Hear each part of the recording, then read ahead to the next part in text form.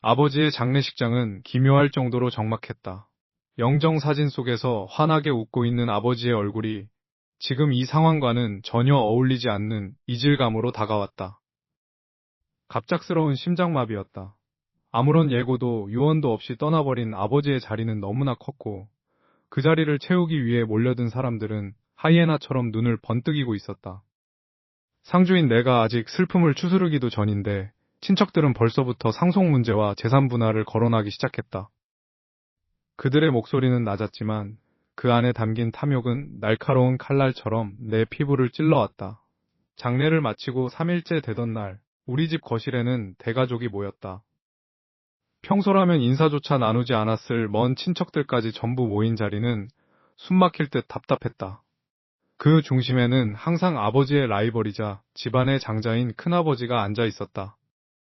그는 아버지가 살아생전 늘 경계하던 인물이었다.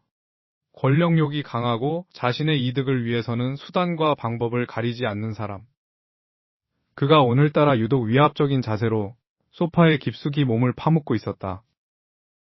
이제 아버님도 가셨으니 정리를 좀 해야 하지 않겠니? 큰아버지가 입을 열자 거실의 공기가 차갑게 얼어붙었다. 나는 찻잔을 내려놓으며 침착하게 그를 응시했다. 나의 당당한 태도가 거슬리는지 그는 미간을 살짝 찌푸렸다. 주변 친척들은 마치 짜맞춘 듯이 입을 다물고 우리 둘의 눈치만 살폈다. 그들의 눈빛은 예전에 따뜻했던 기억과는 완전히 달랐다. 나를 바라보는 시선에는 동정이나 슬픔 대신 오직 누가 더 많은 몫을 챙길 것인가라는 노골적인 계산기 소리만이 가득했다. 아직 아버지가 돌아가신 지 며칠 지나지도 않았습니다. 재산 이야기를 하기에는 너무 이르지 않나요? 내 물음에 그는 코웃음을 쳤다. 그 웃음소리는 건조했고 소름 끼쳤다. 그는 서류 가방에서 두툼한 서류 뭉치를 꺼내 탁자 위에 툭 던졌다. 둔탁한 소리가 정적을 깨뜨렸다. 감상에 젖어 있을 시간 없다. 기업의 향방과 관련된 일이야. 너 같은 어린애가 감당할 수 있는 일이 아니라는 걸 알아야지. 그의 말은 명백한 도발이었다. 나는 천천히 고개를 끄덕이며 그를 똑바로 쳐다보았다. 나는 여기서 무너지지 않을 것이다. 아버지의 명예를 지키고 그들이 탐내는 이 재산이 올바르게 쓰이도록 하는 것이 내가 해야 할 마지막 효도임을 알고 있었다. 나는 잠시 호흡을 고르고 이 집안의 근간을 확인해야겠다는 생각이 들었다. 알겠습니다. 그럼 결정하기 전에 우선 확인해야 할 것이 있습니다. 우리 가문의 전통과 규칙이 적힌 원본은 아니더라도 최소한 최근까지 관리되어 온 가계부와 족보의 사본을 보고 싶습니다. 그것부터 확인해야 상속의 정당성도 논의할 수 있지 않겠습니까? 내 말이 끝나기가 무섭게 거실 분위기가 이상하게 변했다. 큰아버지의 눈동자가 순간적으로 흔들렸다.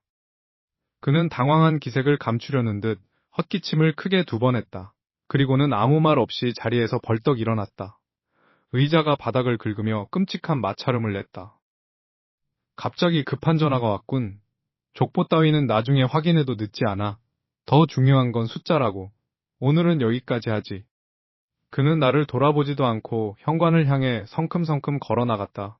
문이 쾅 닫히기 직전 그가 뒤를 돌아보며 남긴 미묘한 표정을 나는 똑똑히 보았다. 그것은 단순한 짜증이 아니었다. 무언가 거대한 비밀을 감추고 있는 사람의 불안하면서도 비릿한 승리감이 뒤섞인 묘한 미소였다. 왜 족보를 언급하자마자 저토록 예민하게 반응하는 걸까? 그 뒷모습을 바라보며 나는 무언가 심상치 않은 일이 이 집안에 감춰져 있음을 직감했다. 아버지가 갑작스럽게 돌아가신 이유와 이 가족들이 보여주는 기이한 행동들. 모든 실타래가 서서히 엉키기 시작했다. 아버지의 장례가 끝난 지 채 일주일도 지나지 않았다. 집 안은 여전히 향냄새와 축축한 습기가 뒤섞여 기묘한 정적을 유지하고 있었다. 나는 아버지의 서재로 향했다. 그곳은 생전 아버지께서 가장 아끼던 공간이자 가문의 모든 기밀과 유산에 관한 서류가 보관되어 있던 성역이었다. 방 안으로 들어서자 묵직한 가죽 냄새와 낡은 종이 냄새가 코끝을 스쳤다. 평소라면 단정하게 정리되어 있어야 할 서재가 어딘가 어수선해 보였다. 나는 서둘러 벽면을 가득 채운 고풍스러운 원목 수납장 앞으로 다가갔다. 아버지께서는 중요한 서류라면 무엇이든 이중 잠금 장치가 되어 있는 하단 서랍에 넣어두곤 하셨다. 떨리는 손으로 열쇠를 돌렸다. 찰칵하는 건조한 소리와 함께 서랍이 열렸다. 하지만 그 안은 텅 비어 있었다. 원래 있어야 할 아버지의 유언장 초안과 자산 목록, 그리고 지난 몇 년간 큰아버지와 진행했던 사업 계약서들이 모두 사라진 상태였다. 머릿속이 하얗게 질렸다. 단순히 서류가 사라진 게 아니다. 누군가 의도적으로 나의 권리를 지우려 하고 있다. 나는 본능적으로 서랍 가장자리를 살폈다.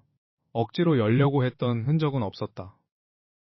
열쇠를 가진 누군가, 즉 이 집의 비밀을 공유하는 사람이 직접 가져갔다는 뜻이다. 그 순간 복도 끝에서 희미한 말소리가 들려왔다. 발소리를 죽이고 천천히 복도로 나갔다.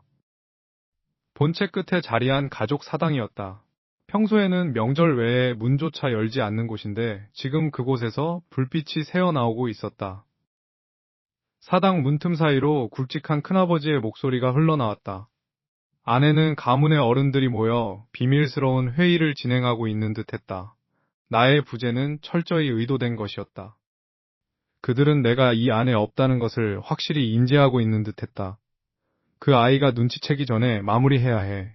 큰아버지의 목소리는 평소의 점잖음과는 다르게 서늘하고 날카로웠다. 나는 숨을 멈추고 문의 귀를 바짝 댔다. 심장이 터질 듯이 요동쳤지만 최대한 차분함을 유지하려 애썼다. 잠시 후 안쪽에서 큰아버지가 밖으로 나오며 주머니에서 휴대폰을 꺼냈다. 그는 사당 구석, 가장 어두운 그림자 속으로 몸을 숨기며 나직하게 통화를 시작했다. 그래, 계획대로 진행해. 그 서류들은 이미 다 처리했어. 이제 증거는 아무것도 없어. 그는 잠시 상대의 대답을 듣더니 낮게 웃음을 터뜨렸다. 그 웃음소리가 마치 내 귓가를 긁는 것처럼 불쾌했다. 그깟 조카 하나 처리하는 게 무슨 대수라고 그래. 핏줄이라는 명분도 필요 없어. 그저 사고로 처리하면 그만이야. 그 아이의 존재 자체가 우리 앞길에 걸림돌이 될 뿐이니 이번 기회에 아예 이 집안에서 지워버리라고. 뒷일은 내가 알아서 할 테니까 확실하게 끝내. 순간 혈액이 거꾸로 솟는 기분이 들었다. 사고로 처리하겠다고? 나를 죽이겠다는 건가? 아버지의 죽음조차 의심스러운 상황에서 이제는 나를 향해 직접적으로 칼날을 겨누고 있었다. 그들은 나를 이 가문의 주인으로 인정하는 것이 아니라 제거해야 할 벌레쯤으로 여기고 있었던 것이다. 손끝이 파들파들 떨렸지만 나는 입술을 꽉 깨물어 비명을 삼켰다. 지금 여기서 정면으로 부딪히는 건 자살행위다. 나는 그림자 속으로 더 깊이 몸을 숨기며 그가 다음으로 내뱉을 단어 하나하나를 놓치지 않으려 신경을 곤두세웠다. 이제 더 이상 물러설 곳은 없었다. 나를 지키기 위해서, 그리고 아버지가 남긴 진실을 찾기 위해서라도 나는 반드시 살아남아야 했다. 저 잔인한 괴물들의 가면을 완전히 찢어버릴 시간이었다. 아버지의 장례가 끝난 지 일주일이 지났다. 집안에는 여전히 퀴퀴한 향냄새와 함께 알 수 없는 긴장감이 감돌고 있었다. 큰아버지는 아버지가 돌아가신 직후부터 마치 이 집의 주인이 바뀐 것처럼 행동했다. 그는 서재를 마음대로 드나들었고 집안 어른들을 불러 모아 무언가 은밀한 이야기를 나누곤 했다. 나는 겉으로는 침착함을 유지하려 애썼지만 내면에서는 서늘한 직감이 경고음을 울리고 있었다. 무언가 잘못되어도 단단히 잘못되었다는 확신이었다. 그날 밤 나는 몰래 아버지의 서재로 향했다. 문을 잠그고 낡은 금고 옆에 놓인 서류들을 하나하나 훑어보았다. 아버지께서는 평소 꼼꼼한 성격이셨기에 모든 서류에 당신만의 방식으로 낙인을 찍거나 특유의 인장을 사용하셨다. 그런데 문제가 된 유언장 사본을 다시 펼쳐보았을 때 내 손끝이 미세하게 떨렸다. 아버지의 평소 인장보다 테두리가 0.5mm 정도 미세하게 뭉개져 있었다. 수십 년간 아버지 곁에서 봐왔던 인장의 그 날카롭고 깔끔한 맛이 전혀 느껴지지 않았다. 이건 명백한 가짜였다. 큰아버지가 아무리 치밀하게 준비했어도 아버지의 손길을 매일 같이 봐온 내 눈은 속일 수 없었다. 나는 즉시 믿을 만한 사람을 찾았다. 업계에서 입소문이 자자한 은밀한 서류 감정 전문가인 박 씨를 수소문해 연락을 취했다. 우리는 외진 카페 구석진 자리에서 만났다. 그는 내가 건넨 서류 뭉치를 돋보기와 특수 장비로 꼼꼼하게 살폈다. 주변은 지나치게 고요했고 내 심장 소리만이 귓가를 울리는 듯했다. 이거 진짜라고 생각하고 가져오신 겁니까? 박 씨가 나직한 목소리로 물었다. 나는 대답 대신 그를 뚫어지게 응시했다. 그는 한참 동안 종이의 재질과 잉크의 농도를 살피더니 낮은 한숨을 내쉬며 고개를 저었다.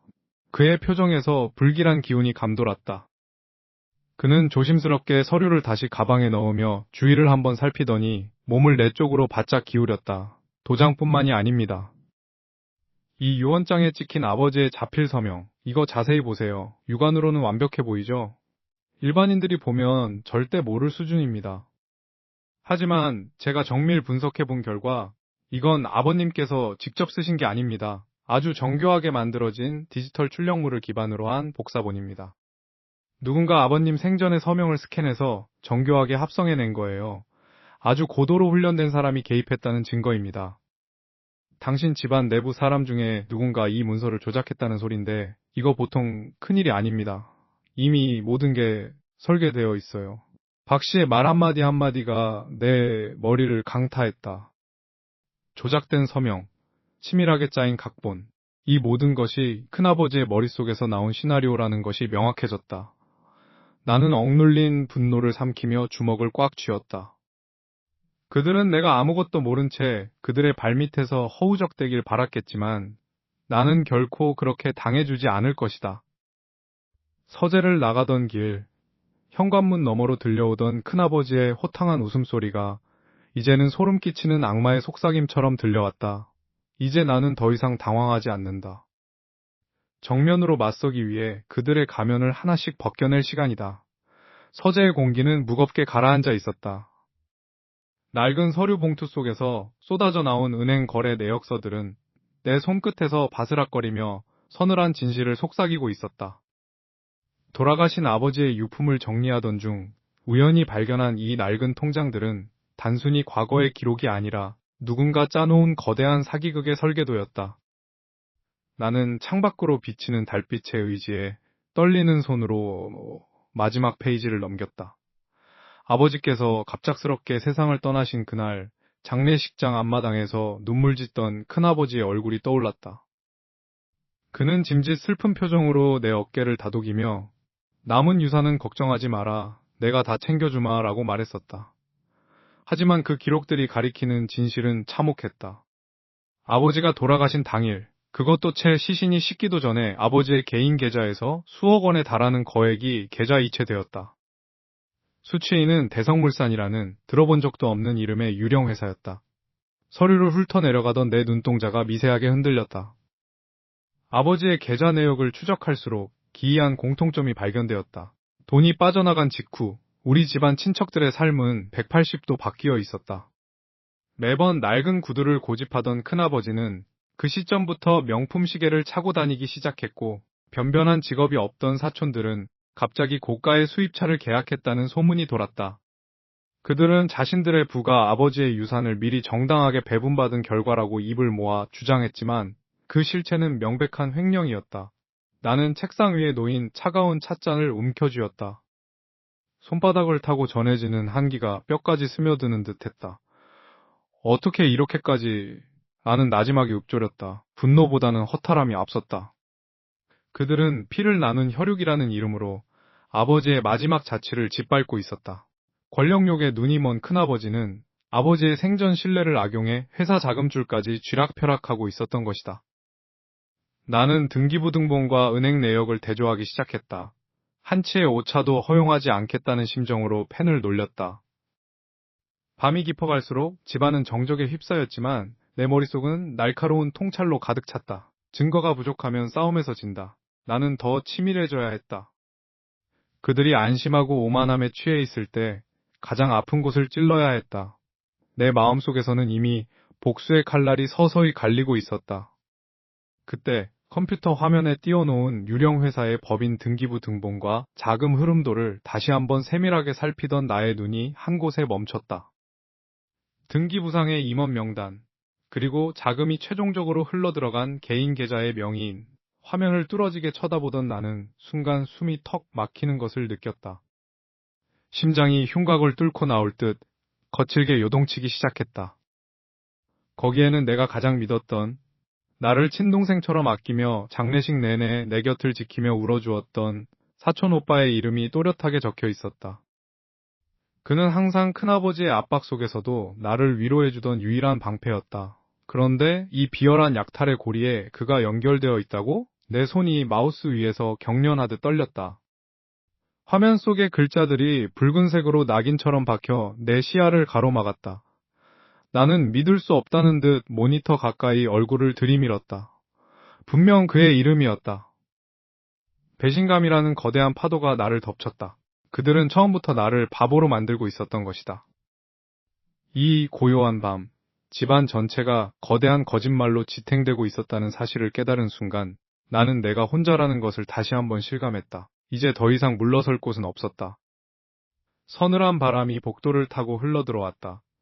큰아버지의 집무실 문 앞에 섰을 때 내 심장 박동은 평소보다 훨씬 느리고 차분하게 뛰고 있었다. 문을 두드리는 대신 나는 곧바로 손잡이를 돌려 문을 열었다. 묵직한 마호가니 책상 뒤에서 서류를 검토하던 큰아버지가 느릿하게 고개를 들었다. 그의 눈에는 당혹감보다는 기만적인 여유가 가득했다. 나는 아무 말 없이 그의 맞은편 의자를 당겨 앉았다. 갑자기 이게 무슨 예의 없는 짓이냐. 그가 낮고 위압적인 목소리로 입을 뗐다.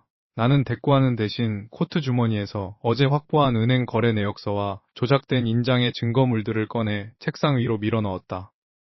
종이가 매끄러운 나무 탁자 위를 미끄러지며 그의 서류 뭉치 위에 멈춰섰다. 큰아버지, 이 회사들 정체가 뭡니까? 아버지 돌아가신 직후에 왜 이런 곳으로 막대한 자금이 흘러들어갔죠? 그리고 더 중요한 건 왜 제 이름이 새로운 가문 기록에서 지워져 있는 건지 설명해 주셔야겠습니다. 그는 내밀어진 서류를 훑어보지도 않았다. 오히려 그는 만년필 뚜껑을 천천히 닫더니 깍지 낀 손을 턱 밑에 괴고 나를 빤히 응시했다. 그 시선은 마치 길 잃은 어린아이를 보는 듯한 오만함으로 가득 차 있었다. 너 도대체 어디서부터 어디까지 헛소문을 듣고 온 거냐? 이런 근거 없는 종이 쪼가리들을 가지고 와서 어른을 신문하려 하다니 내 아버지가 그렇게 가르치더냐? 증거는 제 앞에 있습니다. 아버지가 남기신 인장은 위조되었고 가문의 자산은 대주주들의 사적 이익을 위해 유출되었습니다. 이건 단순한 횡령을 넘어선 범죄예요. 내 목소리는 떨림없이 단단했다. 그러나 그는 코웃음을 쳤다. 권력을 쥐고 흔드는 자 특유의 비릿한 미소가 그의 입가에 걸렸다. 그는 자리에서 일어나 창가로 다가갔다. 차가운 유리창에 비친 그의 모습은 마치 이 가문의 절대적인 지배자처럼 보였다. 가문이라는 건 말이다. 기록된 자들만의 영역이야. 네가 아무리 발버둥을 쳐도 너는 그저 밖에서 기웃거리는 이방인에 불과해. 내가 이 집안의 기둥을 세우고 이 집안의 생사를 결정짓는 사람이다. 감히 내가 누구를 상대로 칼을 겨누고 있는지 다시 생각해봐라. 권력이 진실을 가릴 순 없습니다. 경찰은 물론이고 법무 대리인들에게 이 자료들을 모두 넘길 준비가 되어 있어요. 내 말에 그가 갑자기 횡몸을 돌렸다. 그의 얼굴에서 여유가 사라지고 서늘한 살기만이 남았다. 그는 천천히 내게로 걸어와 내 의자 뒤편에 손을 얹었다. 그의 손끝이 느껴질 만큼 가까운 거리에서 그는 나지막하지만 뼈를 깎는 듯한 목소리로 속삭였다. 착각하지 마라. 네가 이 집안의 핏줄이라고 해서 당연히 보호받을 거라 생각하나 보지? 넌 벌써 한참 전에 길을 잃었어. 그는 주머니에서 작고 낡은 수첩 하나를 꺼내 책상에 툭 던졌다. 그것은 가문의 대소사를 기록하는 비공식 기록부였다. 그가 페이지를 거칠게 넘겨 마지막 부분을 펼쳐 내 눈앞에 들이밀었다. 내 이름이 적혀있던 자리가 붉은 펜으로 가차없이 그어져 있었다. 그 옆에는 오늘 날짜와 함께 제명이라는 두 글자가 선명하게 찍혀 있었다. 네가 그 잘난 조사를 시작하기도 전인 바로 오늘 아침에 결정된 일이다. 너는 더 이상 이 가문의 일원이 아니야. 네가 무슨 증거를 들고 돌아다니든 이제 외부인의 주장에 불과하다는 뜻이지. 축하한다. 이제 너는 정말로 혼자가 된 거야. 그의 말은 쐐기처럼 내 가슴에 박혔다. 단순히 유산을 뺏긴 것이 아니었다. 그는 내 뿌리 자체를 부정하며 나를 사회적 살인으로 몰아넣고 있었다. 문 밖으로 나가는 순간 나는 이제 가문의 보호를 받는 자식이 아니라 기득권의 거대한 벽을 홀로 상대해야 하는 고립된 존재가 되어 있었다. 그는 다시 책상으로 돌아가 유유히 차를 한 모금 마셨다. 차가운 사무실 안 그의 정적인 평온함이 나를 질식시킬 듯 조여왔다. 나는 주먹을 꽉 쥔 채 떨리는 숨을 참으며 그를 노려보았다. 과연 나는 이 지독한 굴레를 뚫고 나갈 수 있을까? 현실은 차가운 얼음물처럼 내 온몸을 휘감았다. 큰아버지의 서슬퍼런 위협을 뒤로하고 나는 다시 내 방으로 돌아왔다. 등 뒤로 문을 닫는 순간 나는 참았던 숨을 길게 몰아쉬었다. 심장이 쿵쾅거리는 소리가 귓가를 울렸지만 손끝은 차가울 정도로 냉정했다. 그래, 더는 감정에 휘둘릴 때가 아니다. 나는 서랍 깊숙이 숨겨두었던 작은 USB를 꺼내 노트북에 연결했다. 사립탐정이 보내온 파일들이 화면 가득 펼쳐졌다. 처음에는 단순히 돈 문제인 줄 알았다. 아버지의 회사가 흔들리고 갑작스러운 죽음 뒤에 숨겨진 횡령의 흔적을 쫓는 것이 내 목표였다. 하지만 모니터 속 증거들은 내 예상을 훨씬 뛰어넘는 추악한 진실을 담고 있었다. 공문서 위조, 인감 도용, 그리고 가짜 가계도까지. 큰아버지는 아버지의 지분을 완전히 제 것으로 만들기 위해 마치 퍼즐을 맞추듯 정교하게 서류를 조작하고 있었다. 떨리는 손으로 마우스를 클릭하며 다음 파일을 열었다. 그곳에는 등기소와 구청을 오가며 서류를 제출하는 큰아버지의 수행비서 모습이 찍힌 사진들이 있었다. 하지만 내 시선은 그 옆에 서 있는 낯익은 인형에 멈췄다. 설마 나는 화면을 확대했다. 사진 속 인물은 분명 새어머니였다. 그녀가 검은색 정장을 입고 큰아버지의 비서와 서류 봉투를 주고받는 모습이 너무나도 선명했다. 머릿속이 하얗게 전멸하는 것 같았다. 아버지가 돌아가신 후 가장 먼저 내 손을 잡아주며 눈물을 흘리던 사람. 내가 혼란스러워할 때마다 따뜻한 차를 내어주며 나를 다독여주던 사람. 그녀가 바로 내 가장 든든한 조력자라고 믿었던 새어머니였다니. 나는 믿기지 않는 현실에 헛웃음을 삼켰다. 단순한 공범 그 이상이었다. 탐정이 덧붙인 보고서의 내용은 더욱 충격적이었다. 대상자 새어머니는 의뢰인 나의 공인인증서 비밀번호와 본인 확인을 위한 개인정보를 직접 큰아버지 측에 제공함. 눈앞의 글자들이 춤을 추듯 어지럽게 번졌다. 그녀는 단순히 방관한 것이 아니었다. 내가 아버지의 상속권을 주장하지 못하도록 혹은 내 이름으로 된 재산을 큰아버지의 회사로 빼돌릴 수 있도록 내 모든 개인정보를 기꺼이 팔아넘긴 장본인이었다. 그녀는 내 뒤에서 칼을 갈고 있었던 것이다. 가슴 한구석이 서늘하게 식어가는 기분이었다. 나는 사진 속 새어머니의 웃음을 멍하니 응시했다. 평소 그녀가 내게 보여주었던 그 다정한 미소 뒤에 얼마나 치밀한 배신이 숨겨져 있었던 걸까? 나는 이를 악물고 증거들을 하나하나 다운로드하기 시작했다. 큰아버지의 횡령, 사실은 시작에 불과했다. 이 서류들은 이제 그들의 파멸을 이끌 열쇠가 될 것이다. 방 문 밖에서 누군가 복도를 지나가는 소리가 들렸다. 새어머니의 구두소리였다.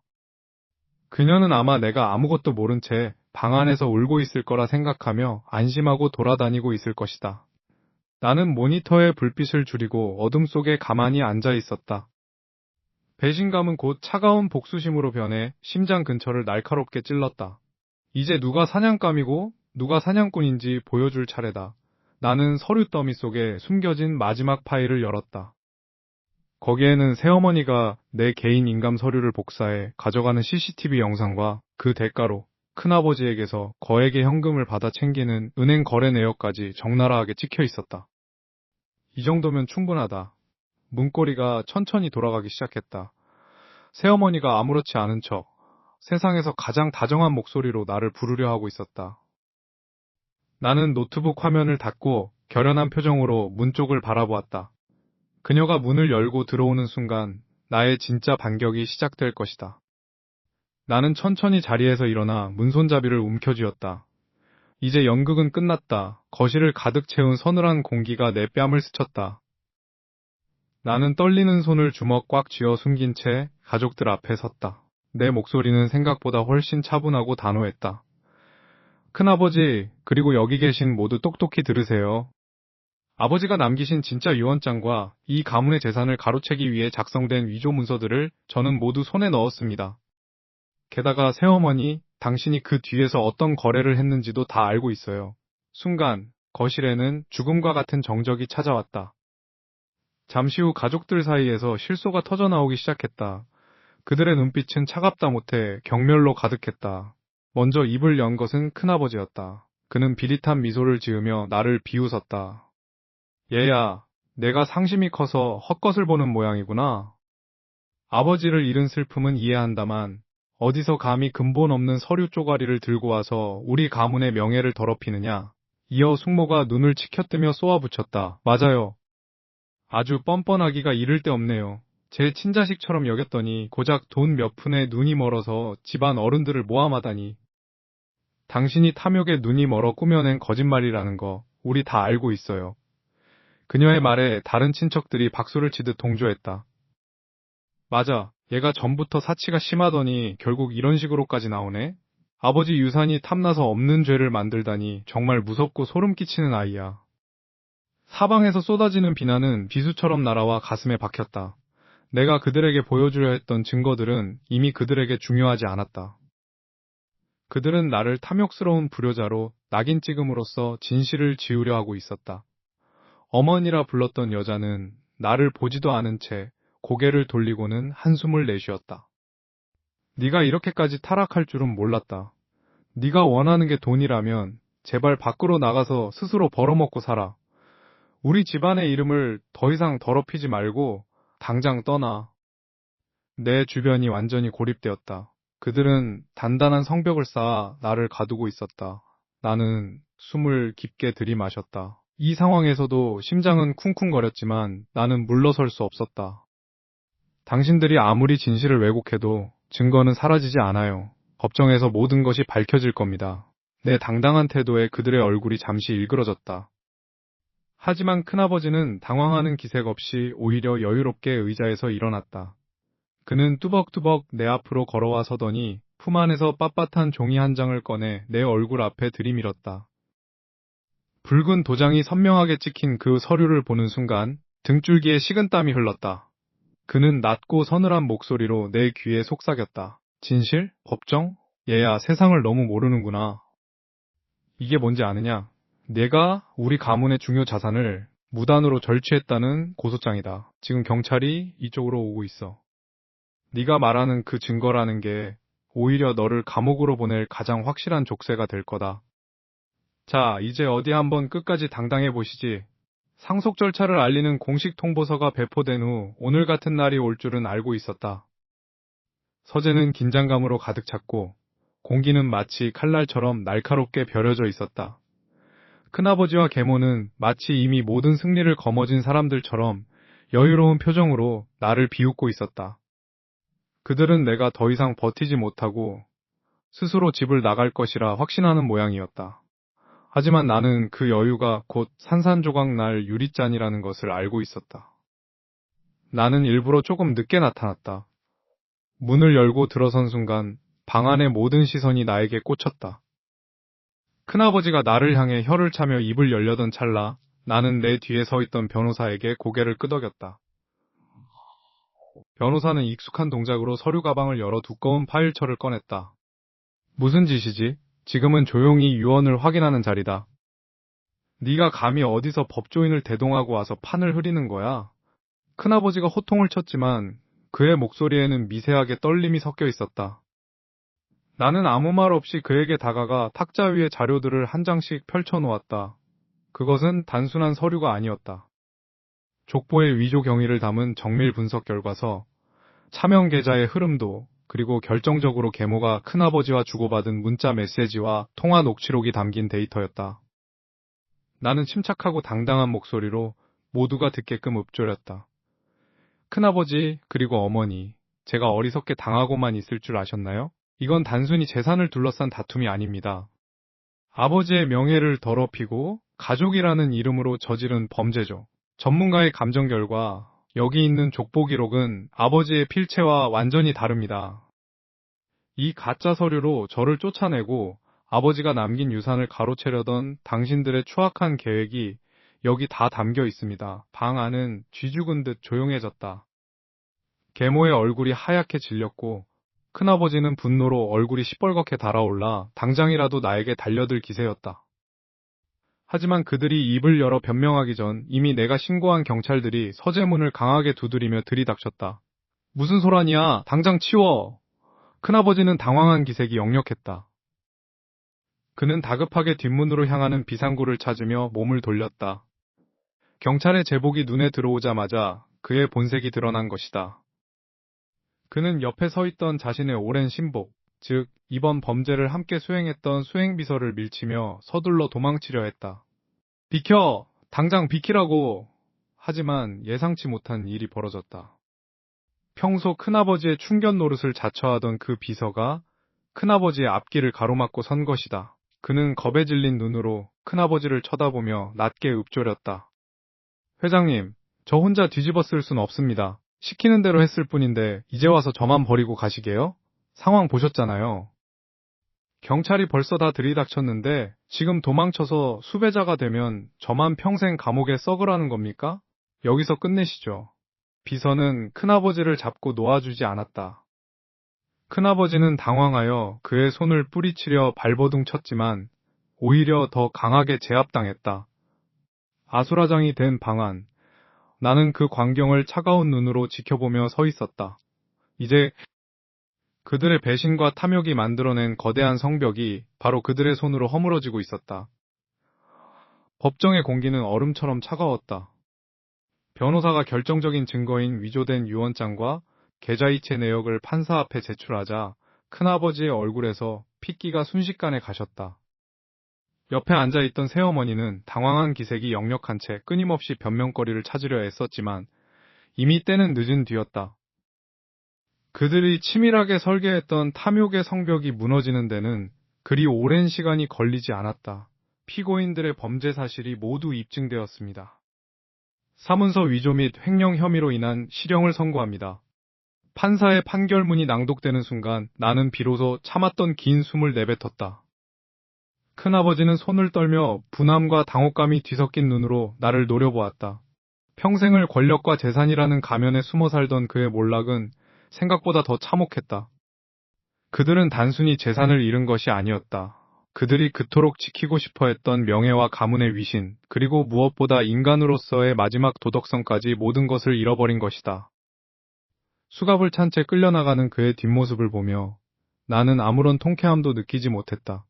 오히려 깊은 허무함만이 가슴 한구석을 짓눌렀다. 변호사는 나에게 축하의 말을 건네며 이제 모든 것이 제자리로 돌아왔다고 했다. 아버지의 유산은 물론 훼손되었던 명예도 법적으로 회복되었다.